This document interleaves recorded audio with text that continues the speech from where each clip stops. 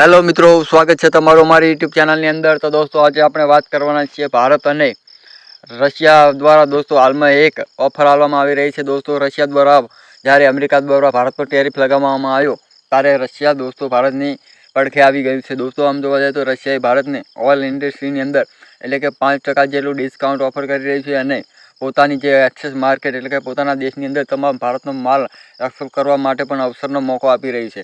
આમ દોસ્તો રશિયાના જે એમ્બેસી જે ભારતની અંદર છે એમના દ્વારા એવું કહેવામાં આવ્યું હતું કે ભારત ચાહે તો એ રશિયાની અંદર પણ પોતાનું જે માલ એક્સપોર્ટ કરી શકે છે અને પોતે 5% જેટલું ડિસ્કાઉન્ટ પણ આપશે।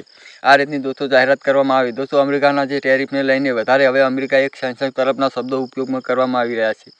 દોસ્તો આ એક ભારત અને અમેરિકા વચ્ચે એક હવે જે લીડરશિપ છે એની અંદર થોડી જે આપણે જે કહેવાય એકબીજા વિરુદ્ધ એજન્ડા ચાલી રહ્યા છે। આમ તો અમેરિકાના ડોનાલ્ડ ટ્રમ્પે નોબેલ પ્રાઇઝ માટે કોઈ પણ હદ સુધી જવા માટે તૈયાર છે।